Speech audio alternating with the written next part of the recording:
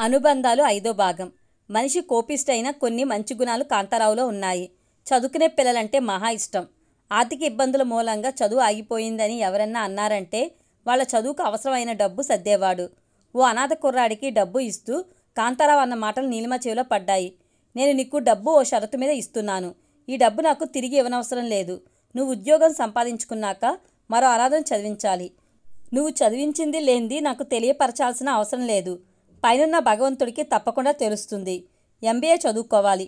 కాలేజీలో చేర్పించమని నవీన్ని నీలిమ సతాయిస్తుంటే తనకు తీరిక దొరకట్లేదు. సెలవు పెట్టడానికి వీలు పడదు అని నవీన్ తప్పించుకునేవాడు. కాంతారావే నీలిమను కాలేజీకి తీసుకువెళ్ళి చేర్పించాడు. రోజు కోటికి బస్సులో వెళ్ళేది. సిటీకి కొత్త కాబట్టి 2-3 రోజులు కాంతారావు నీలిమకు తోడుగా కాలేజ్ దాకా వెళ్ళాడు. ఆయనంటే ఆపేక్ష పెరిగింది. బాబాయ్ బాబాయ్ అంటూ ప్రతి విషయం ఆయనతో ముచ్చటించేది.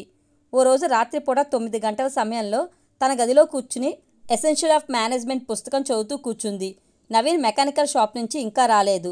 కాంతారావు ఇంట్లోనే కూర్చుని టీవీ చూస్తున్నాడు. బయట నుంచి కాంతారావు, ఒరే కాంతారావు, పెద్దగా ఎవరో కేకలు వేస్తూ పిలుస్తున్నారు. టీవీ మొదలో కాంతారావుకి వినిపించలేదేమోననుకుని మిమ్మల్ని ఎవరో పిలుస్తున్నారు బాబాయ్ అని చెప్పింది నీలిమ. నీలిమ మాటలు పట్టించుకోనట్లు టీవీ వైపే చూస్తుండిపోయాడు కాంతారావు. కాంపౌండ్ వాళ్ళకు ఉన్న ఐరన్ గేట్ని తోసుకుని ఎవరో వ్యక్తి లోపలికి రావడం కిటికీలో నుండి చూసింది నీలిమ. తలుపు దడదడా చెప్పుడైంది. పెద్దగా అరుస్తున్నా నీకు వినిపించడం లేదా తొత్తు కొడుక? చెవిటోళ్ళ యాక్టింగ్ చేస్తున్నావా? బయటికి రా, నీ ఎవ్వారని తేలుస్తా. కాలితో తలుపు తన్నుతూ పెద్దగా అరుస్తున్నాడు వచ్చినతను. తలుపు తీయడానికి వెళ్ళబోయింది నీలిమ. వద్దు, తలుపు తీయొద్దు, వాడు తాగొచ్చాడు. కాసేపు అరిచి తాగిన మైకం దిగాక వాడే వెళ్ళిపోతాడు అన్నాడు కాంతారావు కంగారుగా. ఎవరు బాబాయ్ అతను? నీలిమ అడిగింది. అతను గూర్చి చెప్పుకుపోయాడు కాంతారావు. లంచం తీసుకుంటున్న ఓ ఉద్యోగిని ఏసీబీ వాళ్లకు పట్టించాడు కాంతారావు. అతను ఉద్యోగం పోగొట్టుకున్నాడు. తన ఉద్యోగం పోవడానికి కాంతారావే కారకుడని అప్పుడప్పుడు కాంతారావు దగ్గరికి వచ్చి గొడవ పడుతూ ఉంటాడు. ఈ మధ్య తాగుడు ఎక్కువై కాంతారావుని బూతులు తిట్టడం మొదలుపెట్టాడు. రాయి తీసుకొచ్చి తలుపు మోదుతున్న చెప్పుడు వినిపించింది. తలుపులు పగలగొడతాడేమో, తలుపు తీసి కోప్పడి పంపించేయండి అంది నీలిమ. వణికిపోతూ కూర్చున్నాడు కాంతారావు. పైకి గంభీరంగా మాట్లాడతాడు కానీ మనిషి ఉత్త పిరికోడు అనుకుంది నీలిమ. తలుపు బాదుడు శబ్దాలు భరించలేకపోయింది నీలిమ. ఉల్లిపాయలు తరిగే చాకు చేతిలోకి తీసుకుని ధైర్యంగా వెళ్ళి తలుపు తీసింది. లైటు వెలుగులో అతన్ని తేరిపార చూసింది. తాగి మైకంలో బురదగుంటలో పడ్డాడేమో. అతని బట్టల నుండి మురుగు కంపు వస్తుంది. ఎవరు కావాలి? గట్టిగా అరిచింది. చేతిలో చాకుతో భద్రకాల్లా అరిచిన ఆమెను చూసి గతుక్కుమన్నాడు వచ్చినతను. తడబడుతూ 2 అడుగులు వెనక్కి వేశాడు. అతను తడబట్టం, వెనక్కి అడుగులు వేయటం గమనించింది నీలిమ. ఆమెకు మరింత ధైర్యం వచ్చింది. అతను చొక్కా పట్టుకుని వెనక్కు నెట్టింది. కింద పడిపోయి మళ్ళీ లేచి నిలబడ్డాడు అతను. తాగొచ్చి ఆడవాళ్లు ఉన్న ఇంటి ముందు నిలబడి గోల చేస్తావా? అరుస్తావా? 5 నిమిషాల్లో ఇక్కడి నుంచి వెళ్ళకపోయావో పోలీసులకు ఫోన్ చేసి జైల్లో తోయిస్తాను. మళ్ళీ ఇక్కడికి వచ్చావో నీ రక్తం కళ్ళ చూస్తాను అంటూ అతనికి చాకు కనబడేటట్లు అటు ఇటు తిప్పింది. అతనికి భయం వేసింది. మరో మాట మాట్లాడకుండా నెమ్మదిగా అడుగులు వేసుకుంటూ అక్కడి నుంచి వెళ్ళిపోయాడు. అతను వెళ్ళిపోయాడని రూఢీ చేసుకున్నాక గదిలో నుంచి హాల్లోకి వచ్చాడు కాంతారావు. అతను నీ మీద కెగబడితే కత్తితో పొడిచేదానివేనా? అడిగాడు కాంతారావు నీలిమను. నవ్వి ఊరుకుంది నీలిమ. చాకు అతని కేసు చూపించినప్పుడు తన చేతులు వనకడం గుర్తుకు వచ్చింది ఆ క్షణంలో. నవీన్ వచ్చాక జరిగిందంతా చెప్పింది. ముందు కాంతారావు మీద ఎగిరిపడ్డాడు నవీన్. నువ్వు గదిలో దాక్కున్న ఆడపిల్లను బయటకు పంపావా? అతన్ని ట్యాకిల్ చేయడానికి అన్నాడు కోపంగా. తలుపు తీయొద్దని నేనే వారించాను. మీ ఆవిడ నా మాటలు లెక్క చేయకుండా వీరనారిలా బయటకు వెళ్ళింది. మీ ఆవిడ ఉగ్రరూపం కేకలకు భయపడి వెళ్ళిపోయాడు అన్నాడు కాంతారావు. పిడికిలి బిగించి చేతులు చరుస్తూ హాల్లో అటు ఇటు తిరిగాడు నవీన్. ఇంట్లో నేను ఉన్నట్లయితే బాగుండేది, వాణ్ణి చితకబొడిచేవాణ్ణి అన్నాడు నవీన్. 2 నిమిషాలు గడిచాక నీలిమ వైపు తిరిగి, ఆ తాగుపోతు వెధవను నువ్వెందుకు హ్యాండిల్ చేశావు? నువ్వు కాలేజీకి వెళ్ళేటప్పుడో వచ్చేటప్పుడో చుట్టుపక్కల ఎవరూ లేకుండా చూసి వాడు నీ మీద దాడి చేస్తే ఏం చేస్తావు? నేనెవరికీ భయపడ్ను. అడవిలో రాత్రిపూట ఒంటరిగా తిరిగిన దాన్ని అంది నీలిమ పౌరుషంగా ముక్కుపుటాలు ఎగరవేస్తూ. వాడు ఈసారి వస్తే మక్కలు విరక్కొడతాను అన్నాడు నవీన్. ఆ అవకాశం నవీన్కి దక్కలేదు. ఆ తాగుపోతూ మళ్ళీ కాంతారావు ఇంటివైపే రాలేదు. గోరువెచ్చని నీళ్లు బకెట్లో పోసి అందులో కొద్దిగా పెనాయిల్ వేసి గుడ్డతో ఇల్లు తుడుస్తూ ఉంది సరిత. మంచం మీద విలాసంగా పడుకుని శివుడి చేత కాళ్ళు నొక్కించుకుంటున్న భద్రయ్య చూపులు గౌను అంచు బొడ్లో దోపుకుని ఇల్లు తుడుస్తున్న సరిత మీద పడ్డాయి. నీ కూతురు బంగారు బొమ్మ, మంచులో తడిసిన గులాబీ మొగ్గల మిసమిసలాడుతూ ఉంది చిన్న వయసులోనే. పెద్దయితే నీకంటే అందంగా తయారవుతుంది అన్నాడు ఉప్మా ప్లేటుతో వచ్చిన లలితతో. వాళ్ళ నాన్న పోలికలే దానికి వచ్చాయి. వాళ్ళ నాన్నగారు ఎంత అందగాడో మీకు తెలుసుగా. తండ్రి పోలికలు కూతురికి వస్తే అదృష్టవంతులంటారు. ఈ పిల్ల భవిష్యత్తు ఎలా ఉంటుందో అంది లలిత ఉప్మా ప్లేటు భద్రయ్యకు ఇస్తూ. భర్త అందాన్ని లలిత పొగట్టం భద్రయ్యకు నచ్చలేదు. నువ్వు నల్లమొద్దువి, 50 ఏళ్లు దాటాయి, వెంట్రుకలు తెల్లబడుతున్నాయి, నా భర్త కాలిగోటికి సరితోగవు అని ఆమె అంటున్నట్లు అనిపించింది. ప్లేటు ఇచ్చి వెళ్ళబోతున్న ఆమె చెయ్యి పట్టుకుని లాగాడు. కాసేపు పక్కన కూర్చుని ఉప్మా తినిపిస్తే బాగుంటుంది కదా అన్నాడతను లలితతో. సరిత కోపంగా తల్లివైపు చూసింది. భద్రయ్య దగ్గర ఆమె కూర్చోవడం, తల్లి బుగ్గలు అతను నెమ్మడడం నచ్చలేదు. అసహ్యం వేసి తల తిప్పుకుంది సరిత. చిన్నపిల్ల చేత ఇంటి పనులు చేయించే బదులు ఓ పనమ్మాయిని పెట్టుకోరాదు అన్నాడు భద్రయ్య. మేమే మీకు భారంగా ఉంటే మా ఖర్చులకు తోడు పనమ్మాయి భారం కూడా మేమేదేనా అందామే. నువ్వెంత డబ్బు కావాలంటే అంత డబ్బు నేనిస్తాను, దేనికి వెనకాడవద్దు. ఇంట్లోకి ఏది కావాలన్నా కొనుక్కో. నీ కూతురు ఎంతవరకు చదువుకుంటే అంతవరకు నేను చదివిస్తాను. మళ్ళీ మరోసారి భారం గీరం అనొద్దు. ఇంటి యజమాని నేను, అన్ని బాధ్యతలు నావే అన్నాడతను ఆమె చేతిని సుతారంగా నిమురుతూ. ఆ మంచం తన తండ్రిది. ఆ మంచం మీద భద్రయ్య పడుకోవడం, తల్లి బుగ్గలు చేతులు అతను నెమరడం నచ్చలేదు.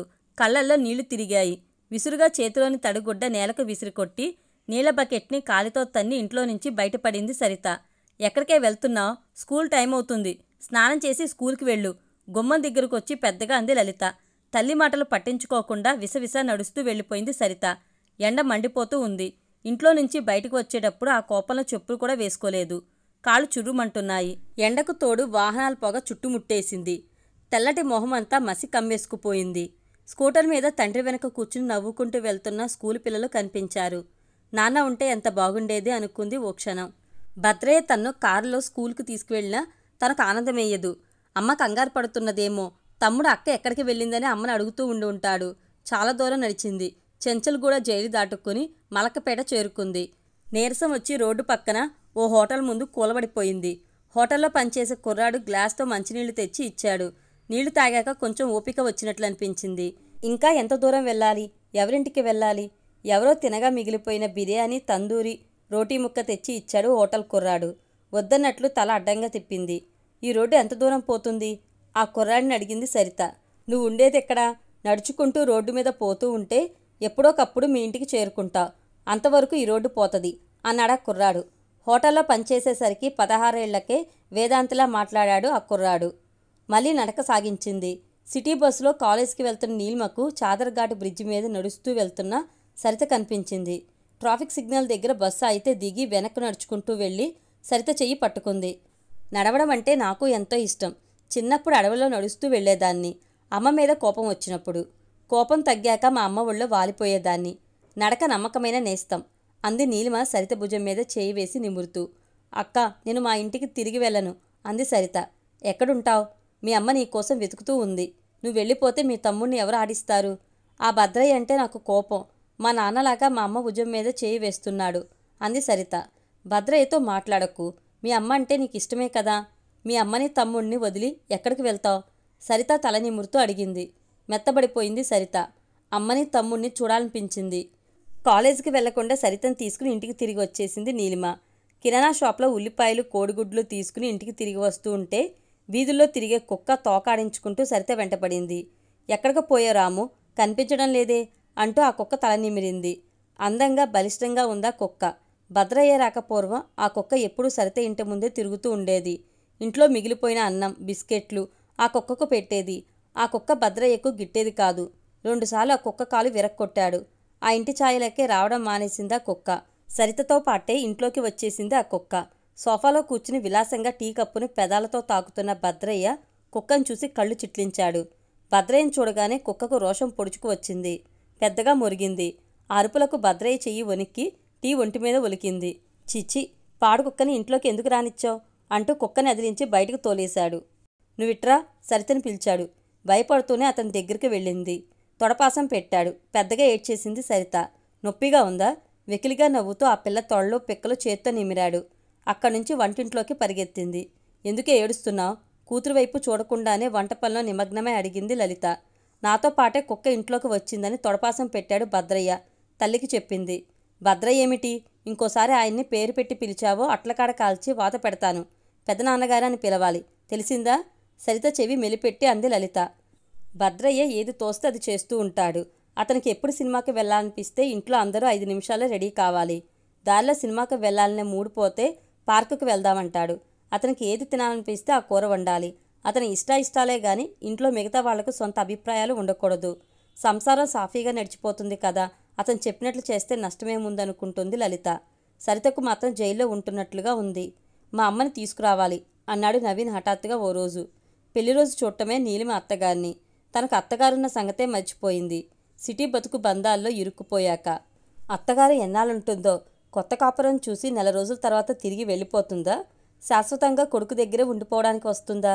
అత్తగారి ప్రవర్తన ఎలా ఉంటుందో, సర్దుకుపోయే మనస్తత్వమో లేక సమస్యలు సృష్టిస్తుందో.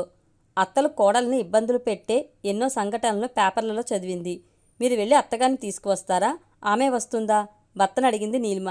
తోడు లేనిదే అమ్మ ప్రయాణం చేయలేదు. ఒక్కతే హైదరాబాద్ రావటం అమ్మ వల్ల కాదు. నేను వెళ్లాల్సిందే. వచ్చే శనివారం నాడు వెళ్ళి ఆదివారం తీసుకువస్తాను అన్నాడు నవీన్. మరో మనిషి వచ్చి ఇంట్లో ఉండబోతుందంటే కాంతారావు ఏమంటాడోనని భయపడింది నీలిమ. ఆ ప్రస్తావన ఆయన దగ్గర తెస్తే, వస్తే రాని, మనిషికి మనిషి తోడు అనేశాడు. తాగుబోతు వెధవని నీలిమ గద్దించి పంపివేసిన దగ్గర నుంచి ఆమె అంటే గౌరవం పెరిగింది. ఎటువంటి ఇబ్బందికరమైన పరిస్థితులనైనా నీలిమ ధైర్యంగా ఎదుర్కొంటుందనే నమ్మకం కలిగింది ఆయనకు. నీలిమకు కూడా వాళ్ళ సొంత ఊరు ఓసారి వెళ్ళి చూడాలని, అమ్మను చూడాలని మనసు తహతహలాడింది. ఊళ్ళో వాళ్ళని పలకరించాలి, అనాథాశ్రమంకు వెళ్ళి రావాలి, పిల్లల్ని అక్కున చేర్చుకోవాలి, పల్లెటూరి అనుబంధాలను తడిమి చూసుకోవాలి.